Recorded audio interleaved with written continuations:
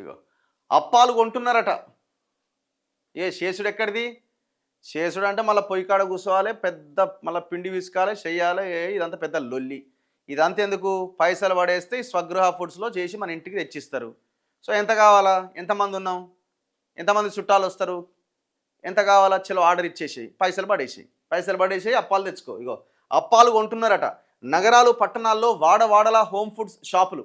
నిత్యం దొరుకుతున్న సకినాలు, గారెలు, మురుకులు లాంటి తీరొక్క పిండి వంటకం. కుటీర పరిశ్రమగా అప్పాల తయారీ. మహిళలకు ఏడాదంతా ఉపాధి. సంక్రాంతికి స్పెషల్ ఆఫర్లు. విదేశాలకు కూడా ఆన్లైన్ డెలివరీ అట. మారుతున్న కాలంతో పాటు సంప్రదాయాలు కూడా హైటెక్ బాట పట్టినాయి. తీరిక లేని సమయం, ఓపిక లేని తనం వెరసి ఇప్పుడు ఇళ్లల్లో మూకుడు పెట్టే పరిస్థితి పోయి హోమ్ ఫుడ్ షాపుల ముందు క్యూ కట్టే రోజులు వచ్చినాయి.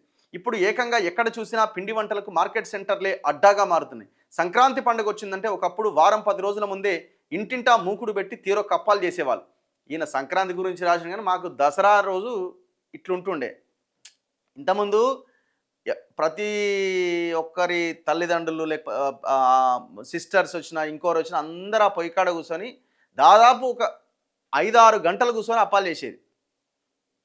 ఇప్పుడు కూడా మన ఇళ్ళల్లో విలేజ్లో ఉన్న వాళ్ళు చేస్తున్నారులే, కానీ హైదరాబాద్లో వచ్చింది ఇది అంత లొల్లి.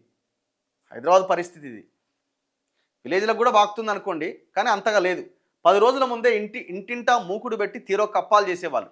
పిండి పట్టించుకొని రావడం దగ్గర నుంచి సకినాలు చుట్టడం, గారెలు, అరిసెలు ఒత్తడం, మురుకులు, బూందీ లడ్డూలు, గరిజలు చేయడం లాంటివి. ఇట్లా 4-5 రోజుల పని ఉండేది ఒకప్పుడు. ఇప్పుడు ఆ పరిస్థితి ఏం లేదు, మొత్తం అంతా కొనుక్కుంటున్నారట.